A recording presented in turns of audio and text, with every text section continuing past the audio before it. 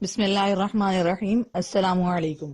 یہ کاشان وسیلہ.com کا audio book section ہے۔ آج جو کتاب آپ کے لیے ریکارڈ کی جا رہی ہے اس کا نام ہے معنوی آزادی، اور یہ تصنیف ہے استاد شہید مرتضی مطہری کی، اور یہ اس کتاب کا پارٹ 9 ہے۔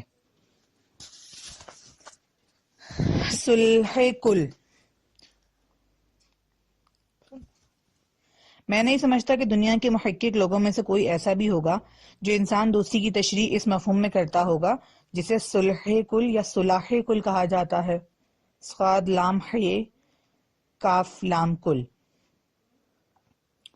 البتہ عام لوگوں میں ایسے افراد ہیں جن کے سامنے جب بشریت اور انسان دوستی کی بات آتی ہے تو وہ کہتے ہیں جناب سب انسان ہیں، لہٰذا ہماری نظر میں سب کو برابر ہونا چاہیے، ہمیں ایک دوسرے کو آنکھ سے دیکھنا چاہیے۔ ہم کہتے ہیں انسانی اقدار کے بارے میں کیا خیال ہے؟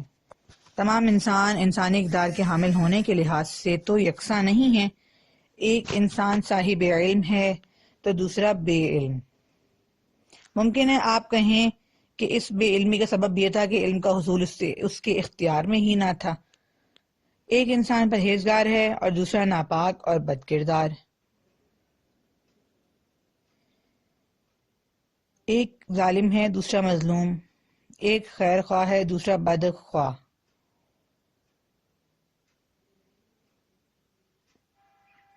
ہمیں کیا انسان دوستی کے فلسفے کے تحت یہ کہنا چاہیے کہ یہ سب انسان ہیں، ہم ان کے درمیان کسی فرق کے قائل نہیں؟ ہم انسان کو محترم سمجھتے ہیں، اب ہمیں اس سے کیا غرض کہ یہ انسان عالم ہے یا جاہل، با ایمان ہے یا بے ایمان، با تقوی ہے یا بے تقوی، خیر خواہ ہے یا بد خواہ، مصلح ہے یا بدکار، مضر و مفسد۔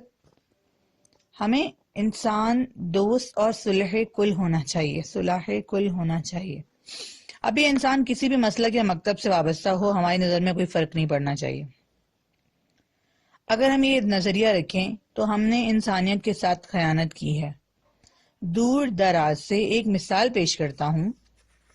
ایک دوسرے بر اعظم سے اور ہمارے اپنے زمانے سے لومبا ایک انسان تھا، موسیٰ چمبا بھی ایک انسان تھا، یعنی علم حیاتیات کے اعتبار سے لومبا اور موسیٰ چمبا کی نسل کے درمیان کوئی فرق نہیں۔ فرض کیجئے موسیٰ چمبا اور لومبا کے خون کا گروپ مختلف ہو۔ اگر آپ ان میں سے کسی ایک کے ساتھ محبت کرتے ہیں اور دوسرے کے ساتھ نفرت، تو ایسا ان کے خون کے گروپ کی وجہ سے نہیں، اس کا سبب کچھ اور ہے۔ لیکن اگر آپ ایک انسان دوست بشر بننا چاہتے ہیں تو کیا ان دونوں افراد کے بارے میں یکساں طرز فکر رکھ سکتے ہیں اور یہ کہہ سکتے ہیں کہ یہ انسان ہیں دونوں ہی؟ اور اب جب کہ یہ دونوں ہی انسان ہیں تو پھر کیا فرق پڑتا ہے کہ میں چمبا کو بھی اسی قدر اچھا سمجھوں جتنا لومبا کو سمجھتا ہوں، اور لومبا کو بھی اسی قدر پسند کروں جتنا چمبا کو پسند کرتا ہوں؟ اگر مجھے ان سے نفرت ہونی چاہیے تو ان دونوں سے یکساں نفرت رکھوں، ایسا سمجھنا درست نہیں ہے۔ انسان کا حیوان سے بنیادی فرق۔ انسان کو حیوان پر ایک بنیادی امتیاز حاصل ہے، اور وہ یہ کہ انسان ہر حیوان سے زیادہ بالقوہ پوٹینشیل ہے اور کم بالفعل ہے۔ اس سے کیا مراد ہے؟ مراد یہ ہے مثلا ایک گھوڑا ہے اور بالفعل گھوڑا ہے، یعنی گھوڑا ہونے کے لیے جو چیزیں درکار ہیں وہ سب اس میں موجود ہیں۔ گھوڑا ہونے میں تھوڑی بہت کمی ہے جو مثلا اسے مشق کر کے حاصل کرنی ہے۔ گھوڑا ایک بالفعل گھوڑا ہی اس دنیا میں آتا ہے، ایک بلی بالفعل ایک بلی ہی دنیا میں آتی ہے، اور اسی طرح تمام حیوانات ہیں۔ لیکن انسان ہے جو 100% ایک بالقوہ موجود کی صورت میں دنیا میں آتا ہے، یعنی جب وہ پہلی مرتبہ دنیا میں آنکھ کھولتا ہے تو اکثر یہ پتہ نہیں ہوتا کہ مستقبل میں وہ کیا ہوگا۔ ممکن ہے مستقبل میں اس کی حقیقت ایک بھیڑیے کی حقیقت ہو، ممکن ہے ایک بھیڑ کی حقیقت ہو، لیکن اس کی شکل ایک انسان کی سی شکل ہو۔ اسی طرح ممکن ہے اس کی حقیقت ایک انسان کی حقیقت ہو۔ ایران سے تعلق رکھنے والے عظیم اسلامی فلسفی صدر المتعلہین میم تا الف حمزہ لام ہا یا اور نون، متعلہین، اس بات پر اصرار کرتے ہیں کہ لوگوں کو یہ سمجھنا کہ تمام افراد انسان سب کے سب ایک ہی نوع سے ہیں، ان کی غلط فہمی ہے۔ وہ کہتے ہیں انسانوں کی تعداد کے مطابق ان کی انواع پائی جاتی ہیں، کیونکہ انسان جنس ہے، نوع نہیں ہے۔ البتہ وہ ایک فلسفی ہیں، وہ علم حیاتیات کے اعتبار سے نہیں دیکھتے۔ علم حیاتیات کا ایک ماہر جو صرف جسموں اور نظاموں کو دیکھتا ہے، اس کی نظر میں تمام افراد انسان ایک ہی نوع سے تعلق رکھتے ہیں۔ لیکن انسان کا مطالعہ کرنے والا ایک فلسفی جو انسان کی حقیقت کو اس کے ملکات سے اور اس چیز سے جسے انسانیت کہا جاتا ہے وابستہ سمجھتا ہے، وہ یہ باور نہیں کر سکتا کہ انسان کے تمام افراد ایک نوع کے افراد ہیں۔ وہ کہتا ہے انسان کے افراد کی تعداد کے مطابق مختلف انواع موجود ہیں۔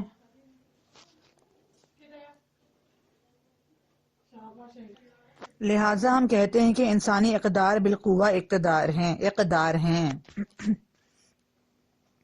بعض افراد انسان اس حقیقی اور واقعی انسان کے مقام تک پہنچتے ہیں، اور بہت سے افراد انسان اس حقیقی انسان کے مقام تک نہیں پہنچتے۔ امیر المؤمنین علیہ السلام کے الفاظ میں، صورت تو اس کی انسانوں کی سی ہے اور دل حیوانوں کا سا، یعنی شکل تو انسانی ہے لیکن اس کا باطن ایک درندے کا باطن ہے، ایک چیتے کا باطن ہے، ایک سور کا باطن ہے، ایک شیر کا باطن ہے، ایک بھیڑیے کا باطن ہے۔ لیکن یہ کہ باطن بھی ظاہر کے مطابق ہو، یعنی واقعاً انسان ہو، یہ تمام افراد انسان میں نہیں ہوتا۔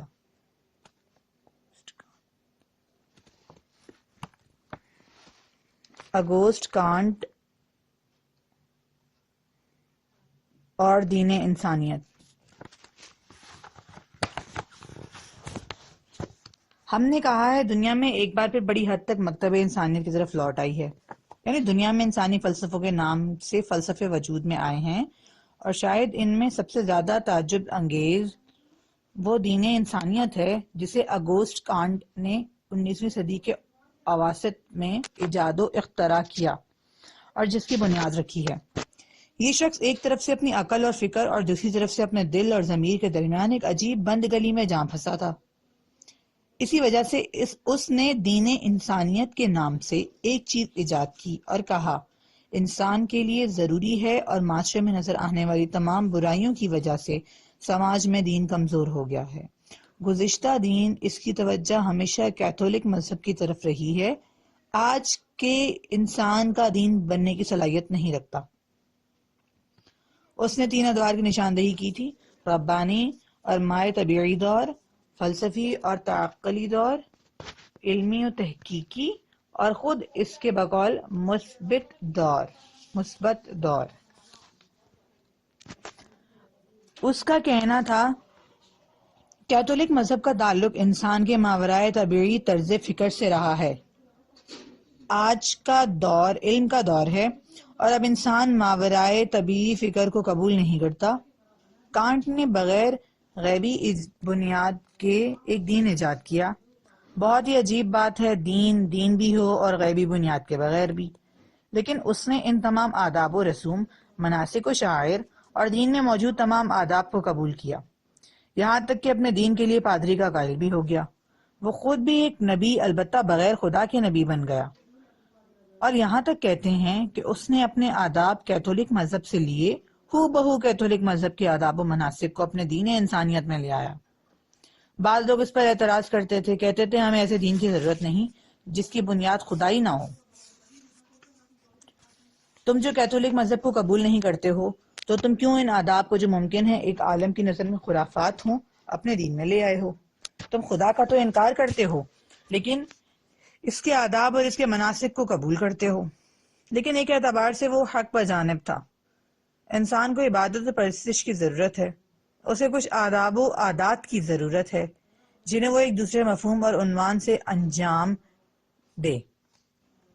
یہی وجہ تھی کہ اس نے لوگوں کے سامنے ایک ایسا دین پیش کیا جس میں غیبی بنیاد نہیں تھی، لیکن عبادات، آداب و عادات اور مناسک و شعائر تھے۔ عجیب بات یہ ہے کہ میں نے بعض کتابوں میں پڑھا ہے کہ اس شخص نے یورپ اور امریکہ میں بہت سے پیروکار بھی پیدا کر لیے تھے، اور یہاں تک لکھا گیا ہے کہ آج بھی اس دین کے بہت سے پیروکار موجود ہیں۔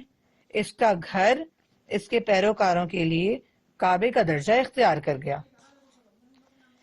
یہاں تک کہ میں نے ایک عربی کتاب میں پڑھا ہے، اس کی ایک محبوبہ بھی تھی۔ واقعہ کچھ یوں ہے کہ اس عورت کے شوہر کو عمر قید ہو گئی، جس کے بعد اسے اس عورت سے عشق ہو جاتا ہے، لیکن وصال سے قبل ہی وہ عورت مر جاتی ہے، اور آخر عمر تک وہ اسے بھلا نہیں پایا، اور کہتے ہیں دراصل اسی مقام سے اس نے عقل کی دنیا سے دل اور احساسات کی دنیا کا رخ کیا تھا۔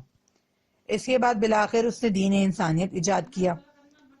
اس کتاب میں لکھا تھا کہ اس کے پیروکار اس کی محبوبہ کو اس دین کی حضرت مریم کہتے ہیں، یعنی جس قدر عیسائی حضرت مریم کے لیے تقدس اور احترام کے قائل ہیں، اگوسٹ کے مکتب انسانیت کے پیروکار اس کے محبوبہ کے لیے اتنے ہی مقدس اور اصطلاحاً قدسیت کے قائل تھے۔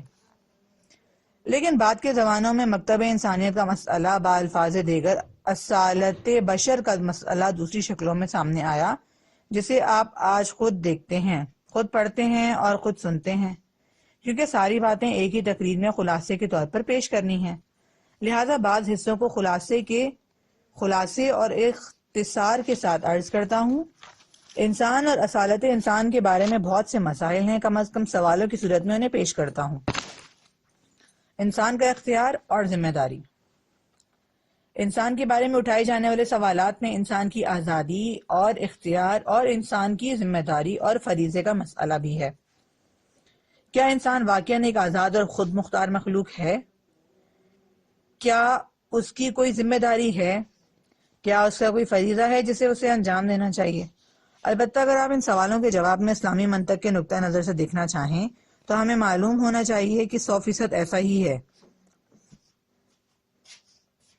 قرآن مجید میں سورہ انسان کے نام سے ایک سورت ہے جسے سورہ دہر بھی کہتے ہیں۔ اس سورت کا نام سورہ انسان اس وجہ سے رکھا گیا ہے، اس سورت کی ابتدا میں انسان کا نام لیا گیا ہے، اور انسان کے اختیار، آزادی، فریضے اور ذمہ داری کا تذکرہ ہوا ہے۔ یہ سورت ان آیات سے شروع ہوتی ہے: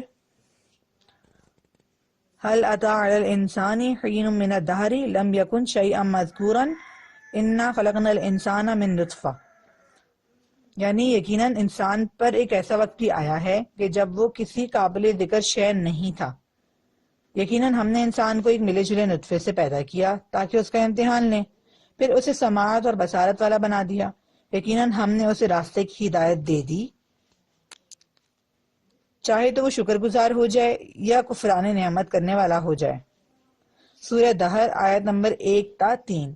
لہذا انسان خالق کائنات اور اس نظام کے مقابل میں ایک مجبور وجود نہیں ہے۔ خالق کائنات نے اس سے کیا چاہا ہے؟ اس سے آزادی چاہی ہے، اسے ایک آزاد موجود کی صورت میں پیدا کیا ہے، ایک ذمہ دار موجود کی صورت میں پیدا کیا ہے، ایک ایسے موجود کی صورت میں جس پر ایک فریضہ عائد ہوتا ہے، یہاں تک کہ انسان کے لیے عظیم ترین تعبیر کہ آپ اس سے بڑی تعبیر تلاش کر ہی نہیں سکتے، وہ تعبیر ہے جو قرآن نے انسان کے بارے میں بیان کی۔ ارشاد ہوتا ہے خلیفۃ اللہ کا جانشین۔ قطعی طور پر کسی کتاب نے قرآن کی مانند انسان کی تمجید و تقدیس نہیں کی ہے۔ کہتا ہے ہم نے انسان کی خلقت کے آغاز میں فرشتوں میں یہ اعلان کیا، انی جاعل فی الارض خلیفہ، میں زمین میں جانشین پیدا کرنا چاہتا ہوں۔ اس پر فرشتوں نے اعتراض کیا اور سوال کیا، تو اللہ تعالیٰ نے ان سے کہا میں وہ بات جانتا ہوں جو تم نہیں جانتے۔ روئے زمین پر اللہ تعالیٰ، جب ہم کہتے ہیں نصف خدا تو اس کے معنی یہی ہوتے ہیں روئے زمین پر خدا۔ وہ کس بات کی نشاندہی کرتی ہے؟ ان بے انتہا صلاحیتوں کی جو اس مخلوق میں موجود ہے۔ وَعَلَّمَ آدَمَ الْأَسْمَاءَ كُلَّهَا، دیکھیے یعنی اللہ تعالیٰ نے آدم علیہ السلام کو تمام اسماء کی تعلیم دی۔ سورہ بقرہ آیت نمبر 31۔ جب ہم دیکھتے ہیں کہ اسلام جو خود فلسفی پہلوؤں کے اعتبار سے ایک مکتب انسانی ہے، اس انسان کے لیے کس مقام کا قائل ہے، ایک رمز آمیز صورت میں کہتا ہے تمام اسماء کو جاننا، ایک چیز کے اسم سے مراد اس چیز کو پہچاننے کی کنجی، ان تمام چیزوں کو پہچاننے کی کلید کی ہم نے اسے سکھا دی ہے، چابی ہم نے اسے سکھا دی ہے۔ اس کے بعد عالم بالا کے فرشتوں کو اس انسان کے مقابلے میں لے آیا۔ انسان فرشتوں پر کامیاب ہو گیا۔ پھر ان سے کہا اے فرشتوں، کیا میں نے نہیں کہا تھا میں وہ باتیں جانتا ہوں جو تم نہیں جانتے؟ تم نے تصویر کا صرف ایک رخ دیکھا تھا۔ لہٰذا کہنے لگے یہ مخلوق کیونکہ شہوت اور غضب کی مالک ہے، اس لیے خون ریزی کی مرتکب ہوگی، انسانوں کا قتل کرے گی اور تباہی پھیلائے گی۔ لیکن تم نے تصویر کا یہ رخ نہیں دیکھا تھا۔ سب نے اعتراف کیا سبحانک لا علم لنا الا ما علمتنا، ہم تو اتنا ہی جانتے تھے جتنا آپ نے ہمیں بتایا۔ سورہ بقرہ آیت نمبر 32۔ بار الہ، ہم اعتراف کرتے ہیں کہ ہم وہ سب کچھ نہیں جانتے تھے، ہم وہ صرف جانتے تھے جتنا ہمیں آپ نے سکھایا تھا۔ یہ ہماری جہالت تھی جو ہم نے وہ باتیں کہیں۔ اس وقت ہم نے فرشتوں سے کہا اس مخلوق کے حضور جھکو اور سجدہ کرو۔ وَإِذْ قُلْنَا لِلْمَلَائِكَةِ اسْجُدُوا لِآدَمَ فَسَجَدُوا إِلَّا إِبْلِيسَ، جب ہم نے ملائکہ سے کہا آدم کے لیے سجدہ کرو تو ابلیس کے سوا سب نے سجدہ کیا۔ بہرحال انسان کے لیے فرید آزادی اور اختیار کا قائل ہونے کے نقطہ نظر سے عظیم ترین تعبیر یہی ہے کہ اسے خدا کا خلیفہ اور جانشین سمجھا گیا ہے، وجود و ہستی کا تکمیل کنندہ سمجھا گیا ہے۔ میں خدا، میں جو خود خالق ہوں، میں نے اپنی خلاقیت کا کچھ حصہ تجھے تفویض کر دیا ہے، تیرے ذمہ کر دیا ہے، تجھے اسے انجام دینا ہے، تو میری خلاقیت اور فعالیت کا مظہر ہے۔ انسان کی سعادت اور لذت۔ انسان کے بارے میں ایک اور مسئلہ انسان کی سعادت اور لذت کا مسئلہ ہے، اسے بھی ہم سرسری طور پر اشارتاً بیان کرتے ہیں۔ انسان لذت کا تلاشی رہتا ہے۔ فطرتاً اسے لذتوں کو کہاں تلاش کرنا چاہیے؟ کیا لذت کو اپنے باہر تلاش کرے یا اندر، یا باہر بھی اور اندر بھی، اور کس نسبت سے؟ بہت سے لوگ جو لذت کا مرکز اپنے وجود سے باہر تلاش کرتے ہیں اور مسلسل اس کوشش میں رہتے ہیں کہ اپنے تئیں زندگی سے لذت اٹھائیں، یہ وہی لوگ ہوتے ہیں جو اپنے آپ کو ایک انسان کے طور پر نہیں پہچانتے، یعنی اس بات سے واقف نہیں ہوتے کہ لذت اور نشاط جو خود انسان کے اندر سے اٹھتی ہے کہ اصل مرکز تو وہ خود ہیں۔ کیف و سرور کو کہاں تلاش کرتا ہے؟ شراب کے جام میں، شراب خانے میں۔ کیا خوب کہا ہے مولانا روم نے اس شخص کی داستان میں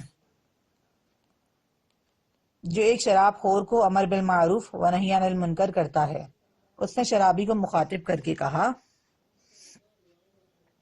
اے وہ ذات جو مکمل ہستی ہے، تو کیوں آدم کی تلاش میں ہے؟ اے وہ ذات جو مکمل دریا ہے، تو کیا کرنا چاہتا ہے؟ تو خود خوشی ہے، تو خود خوبی ہے، تو ہر خوشی کا مرکز ہے، تو کیوں شراب کا احسان لیتا ہے؟ یہاں تک کہ کہتے ہیں انسان جوہر ہے اور پوری کائنات اس کا عرض۔ اس طرح ان کے دوسرے اشعار بھی موجود ہیں۔ البتہ یہ انسان تمام خارجی چیزوں کو مکمل طور پر ترک کر دے اور ہندوستان کے افراطی مکتب کا پیرو بن کر یہ کہے کہ بنیادی طور پر لذت کو خود اپنے اندر ہی تلاش کرنا چاہیے، تو درست نہیں ہے۔ شاید مولانا روم کے بعد اشعار یہ مغالبہ بعض اشعار میں یہ مغالبہ ہو، مثلاً وہ جہاں وہ کہتے ہیں یعنی لذت کا راستہ اپنے اندر سے سمجھو نہ کہ باہر سے، اسے محلوں اور قلعوں میں تلاش کرنا حماقت سمجھو۔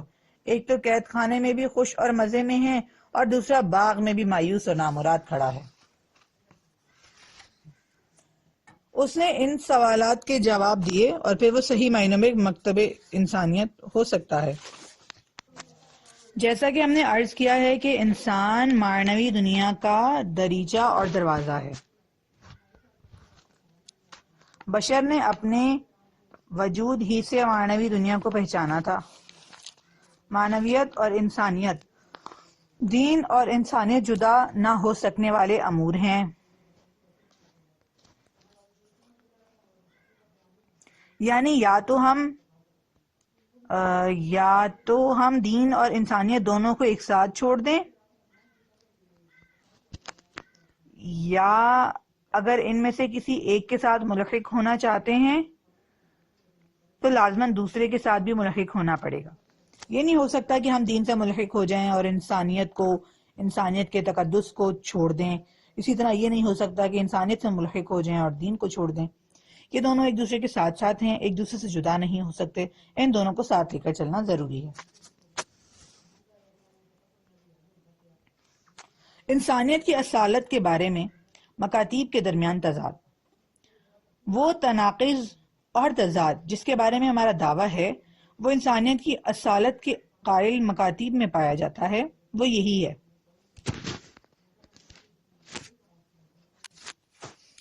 ماضی میں انسانیت کے زوال کی بنیاد یہی ہے. البتہ یہ زوال غلط بھی تھا، یعنی بطلی موسی حیت میں تبدیلی کو اس بات کا سبب نہیں بننا چاہیے کہ ہم اس لحاظ سے انسان کی تخلیق کا مقصد ہے انسان کی تخلیق کا مقصد ہے انسان کے عظیم مقام کے بارے میں شک کرنے لگے. زمین کائنات کا مرکز ہو یا نہ ہو، انسان کائنات کا مقصد ہے. یعنی طبیعت، نیچر اپنے تکامل کے راستے میں اسی جانب گامزن ہے، خواہ انسان کو ہم ایک براہ راست مخلوق سمجھیں یا دوسرے حیوانات کی نسل سے قرار دیں. اس سے اس بات میں کوئی فرق نہیں پڑتا کہ ہم اسے روح خدائی کا حامل سمجھیں یا نہ سمجھیں. خدا نے فرمایا نفخت فیہ من روحی. اس نے یہ تو نہیں کہا ہے کہ انسان خدا کی نسل سے پیدا ہوا ہے. اگر انسان کے بارے میں مثلا یہ کہتا کہ انسان کے مادے کو، اس کی سرشت کو دوسری دنیا سے لائے اور وہ مٹی جسے دوسری دنیا سے لایا گیا ہے اس کی بنا پر وہ ایک عظیم اور مقدس موجود بنا، جدید علمی نظریات جیسے اصول تکامل میں اس میں شب و شبہ پیدا کر سکتا ہے. اے وہ لوگوں جن کا فلسفہ انسان دوستی کا فلسفہ ہے اور جن کے ایمان کا محور انسانیت ہے، ہم پوچھتے ہیں کیا انسان میں احسان، نیکی اور خدمت نام کا کوئی جذبہ موجود نہیں ہے؟ اگر آپ یہ کہتے ہیں کہ ہرگز اس میں ایسی کوئی چیز موجود نہیں ہے تو پھر انسان کو انہیں انجام دینے کی دعوت دینا بھی غلط ہے. یہ بالکل ایسا ہی ہے جیسے کسی پتھر یا حیوان کو اس بات کی دعوت دے رہے ہوں. نہیں، ایسا جذبہ موجود ہے، لیکن یہ جو ہے یہ کیا ہے؟ ممکن ہے کوئی کہے ہمارے اندر موجود دوسروں کی خدمت گزاری کا جذبہ ایک قسم کی جانشین سازی ہے. جس وقت ہم دیکھتے ہیں کہ مثلا کچھ لوگ تعلیم سے محروم ہیں اور ہمارے اپنے خیال میں ہمارے اندر انسان دوستی کا جذبہ تقویت پاتا ہے کہ ہم جائیں اور انہیں تعلیم دیں اور ان کی خدمت کریں، چلیں مظلوموں کو نجات دلائیں، یعنی کہ پھر اسے بدی اور تقوی کی ہدایت دی. وہ کہتے ہیں اگر ہم اچھی طرح غور و فکر کریں تو دیکھیں گے کہ انسان نے اپنے آپ کو ان کی جگہ رکھ لیا ہے. پہلے سوچتا ہے کہ انہیں اپنے طبقے میں رکھے اور اپنے آپ کو ان کے طبقے میں سمجھے، پھر اس بات کو مد نظر رکھتا ہے کہ اب خود ان کی جگہ پر ہے. اس کے بعد وہی خود پرستی کی حس کہ اپنا دفاع کرنا چاہیے یہاں مظلوم کے دفاع کے لیے اٹھ کھڑی ہوتی ہے، ورنہ انسان میں ایک مظلوم کے دفاع کے لیے اصالت کی حامل کوئی چیز نہیں پائی جاتی. مکتب انسانیت کو جواب دینا چاہیے کہ اولاً ایسا کوئی جذبہ ہے بھی یا نہیں، انسان میں ایسی کوئی بزرگواری پائی جاتی بھی ہے یا نہیں.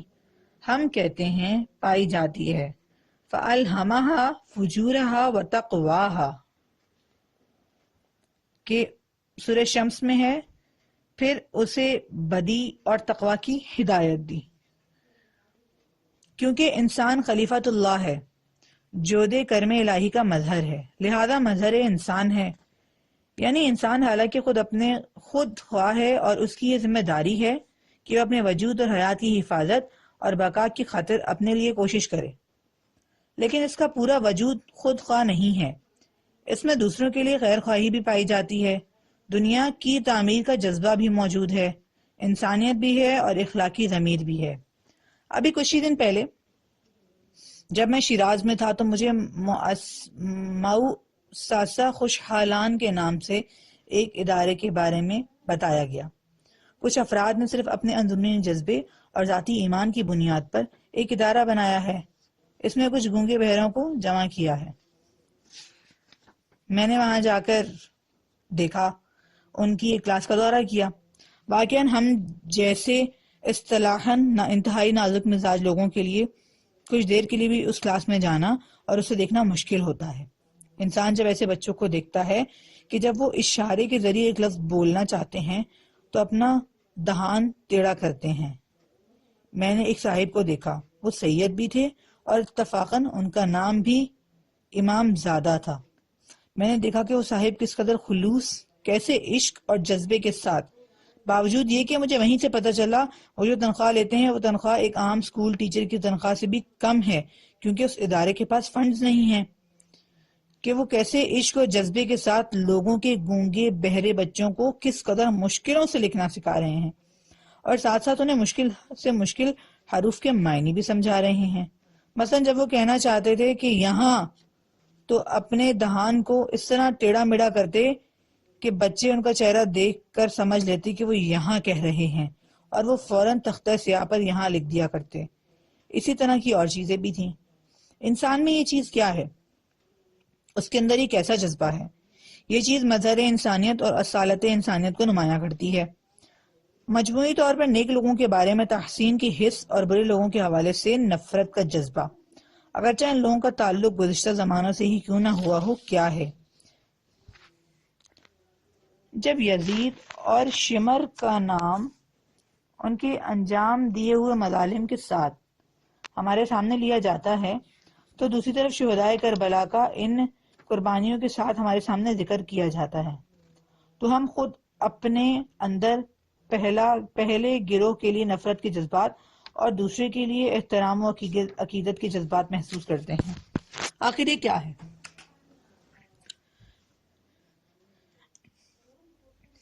کیا واقعاً یہاں بھی طبقے کا مسئلہ ہے؟ ہم سوچتے ہیں کہ اپنے آپ کو شہیدان کربلا کے طبقے میں سمجھتے ہیں اور اپنے دشمنوں کو اس دوسرے گروہ کا حصہ سمجھتے ہیں، اور یزید اور شمر کے بارے میں نفرت کا جذبہ وہی جذبہ نفرت ہے جو ہم اپنے دشمنوں کے بارے میں رکھتے ہیں، لیکن اسے ان کی طرف موڑ دیتے ہیں۔ احترام کا وہ جذبہ جو ہم شہیدان کربلا کے بارے میں رکھتے ہیں، وہی تمایل جو ہم خود اپنے بارے میں رکھتے ہیں، اس کا اظہار ہم اس طرح کرتے ہیں۔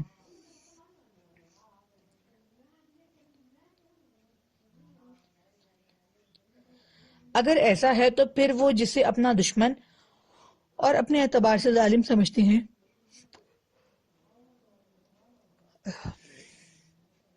وہ آپ سے بالکل مختلف نہیں ہے، کیونکہ اس طرز تفکر کے مطابق اسے بھی یہ حق حاصل ہے کہ وہ مثلا یزید اور شمر کی تعریف کرے، ان کا احترام کرے اور شہیدان کربلا سے نعوذ باللہ نفرت کرے، کیونکہ وہ بھی اپنے آپ کو اپنے طبقے والوں کے ساتھ رکھتا ہے، اور جس جذبے کی وجہ سے آپ نے پہلے گروہ سے نفرت کی ہے اور دوسرے گروہ کی تعریف کرتے ہیں، وہ اس کے برعکس جس سے آپ کو نفرت ہے اس کی تعریف کرتا ہے، اور جس کی آپ تعریف کرتے ہیں اس سے نفرت کرتا ہے۔ اس طرح نہیں ہے۔ آپ یہاں ایک دوسرے دریچے سے موضوع کو دیکھتے ہیں جو انفرادی دریچہ نہیں ہے، ذاتی دریچہ نہیں ہے، بلکہ انسانیت کا دریچہ ہے، اور دنیائے انسانیت اور دریائے انسانیت کے ساتھ آپ کو متصل کرتا ہے۔ اس نقطۂ نظر میں پھر میں اور تنفر نہیں بلکہ حقیقت کا دخل ہوتا ہے۔ اس تعلق میں جو آپ وہاں رکھتے ہیں، وہ میں جو شہیدان کربلا کو خراج تحسین پیش کرتی ہے اور ان کے دشمنوں سے نفرت کرتی ہے، وہ انفرادی میں نہیں ہے بلکہ ایک کلی اور نوعی میں ہے۔ مکتب انسانیت جو بشریت کے لیے اصالت کے قائل ہیں، اسے اس سوال کا جواب دینا چاہیے کہ یہ چیزیں کیا ہیں اور کہاں سے پیدا ہوتی ہیں، اور اسی طرح دوسرے مسائل جیسے انسان شکر گزاری سے سچا عشق رکھتا ہے، انسان اس شخص کا شکریہ ادا کرنا ضروری سمجھتا ہے جس نے اس کے ساتھ نیکی کی ہو۔ یہ خود ایک مسئلہ ہے۔ جب کبھی انسانی اقدار کو اصالت ملی، اس وقت جب انسان کا مسئلہ درمیان میں آتا ہے، صرف اشارہ کرتے ہیں۔ یہ انسان جس میں ایسی اصالتیں موجود ہیں، کیا اس کے تار و پود ہی ہیں جو مادیت بتاتی ہے؟ ایک مشین ہے، ایک اپولو ہے۔ مشین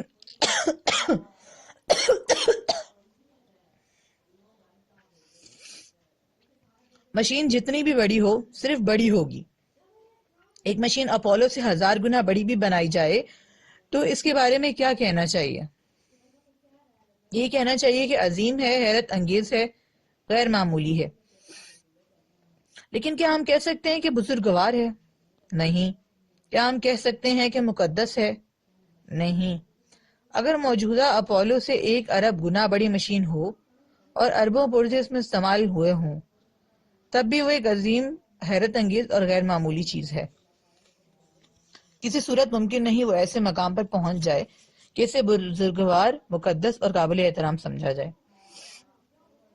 انسانی حقوق کا چارٹر اور اسی طرح کمیونسٹ فلاسفہ، وہ لوگ جو مختلف شکلوں میں اصالت انسان کی طرفدار ہیں، وہ انسان کے اندر نفخت فیہ من روحی کے قائل ہوئے بغیر کس طرح انسان کے تقدس اور حیثیت کا دم بڑھ سکتے ہیں؟ جب اقدار کی یہ اصالت ان پر واضح ہوگی تب خود انسان کی اصالت ان کے لیے واضح ہو جائے گی. اب جبکہ ہم خود انسان کی اصالت تک پہنچ گئے ہیں تو ایک اور سوال کو مختصراً عرض کرتے ہیں. انسان کی اصالت کا خدا کے ساتھ تعلق. ہم انسانی اقدار کی اصالت سے خود انسان کی اصالت تک پہنچنے تک انسان کی اصالت تک پہنچے نہیں. ہم انسانی اقدار کی اصالت سے خود انسان کی اصالت تک پہنچے. نفخت فیہ من روحی. بے کنار تاریکی کے درمیان واقع اس دنیا میں کیا صرف یہی انسان ہے؟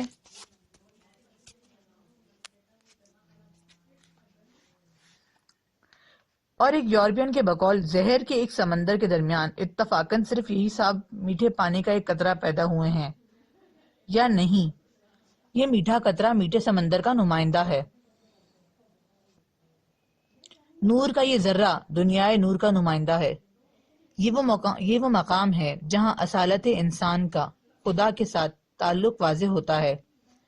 یعنی بنیادی طور پر یہ دونوں ایک دوسرے سے جدا نہیں ہو سکتے. اللہ نور السماوات والارض، یعنی اللہ آسمانوں اور زمین کا نور ہے. اگر آپ کہتے ہیں خدا، تو خدا صرف یہ نہیں کہ وہ عالم طبیعت کا مبدع ہے. ہم ارسطو کے محرک اول کا ذکر نہیں کر رہے. ارسطو کا محرک اول اسلام کے خدا کے سوا کوئی اور چیز ہے. وہ کائنات سے جدا اور ایک اجنبی موجود ہے. اسلام کے خدا سے مراد هو الاول والآخر والظاہر والباطن. وہی اول، وہی آخر، وہی ظاہر، وہی باطن. جو ہی آپ خدا کہتے ہیں اخلاق دنیا آپ کے سامنے ایک نیا منظر پیش کر لیتی ہے. ان تمام اصالتوں کو جو آپ اپنے وجود میں محسوس کرتے ہیں معنی و مفہوم مل جاتے ہیں، ہدف مل جاتا ہے. آپ جان لیتے ہیں اگر آپ نور کا ایک ذرہ ہیں تو اس لیے کہ آپ نور کی دنیا میں موجود ہیں. اگر ایک میٹھا قطرہ ہے تو اس لیے کہ میٹھے پانی کا ایک بے کنار سمندر موجود ہے جس کا ایک جلوہ آپ کی روح میں ہے. اسلام ایک انسانی مکتب ہے، یعنی انسانی معیاروں پر مبنی ہے. یعنی وہ چیزیں جو غلط امتیازات کی وجہ سے انسانوں کے درمیان پیدا ہو گئی ہیں وہ اسلام میں نہیں ہیں. یعنی اسلام میں کوئی ملک نہیں، کوئی نسل، اسلام میں کوئی ملک نہیں، کوئی نسل نہیں ہے، خون نہیں ہے، علاقہ نہیں ہے، زبان نہیں ہے. یہ چیزیں کبھی بھی اسلام میں انسانوں کے امتیاز کا معیار نہیں رہی. اسلام میں جو باتیں انسانوں کے امتیاز کا معیار ہیں وہ وہی انسانی اقدار ہیں. اسلام جو ایک مکتب انسانیت ہے اور انسانیت کے لیے احترام کا قائل ہے، وہ اس بنیاد پر انسانی اقدار کی اصالت کا قائل ہے کہ خود انسان کے لیے اصالت کا قائل ہے، اور خود انسان کے لیے اس اعتبار سے اصالت کا قائل ہے کہ کائنات کے لیے اصالت کا قائل ہے. یعنی خداوند قادر و متعال کا قائل اور اس کا متعارف ہے. هو اللہ الذی لا الہ الا هو الملک القدوس السلام المؤمن المہیمن العزیز الجبار. اللہ وہ ہے جس کے سوا کوئی خدا نہیں. وہ بادشاہ، پاکیزہ صفات، بے عیب، امان دینے والا، نگرانی کرنے والا، صاحب عزت، زبردست اور کبریائی کا مالک ہے. سورہ حشر آیت نمبر 23. اور یہی وجہ ہے کہ واحد ایک مکتب انسانیت وہ ایک صحیح منطق کی بنیاد پر موجود ہے، اسلام ہے۔ اس کے علاوہ دنیا میں کوئی مکتب انسانیت موجود نہیں ہے۔ وصلی اللہ علی محمد وآلہ الطاہرین۔ صدق اللہ العظیم۔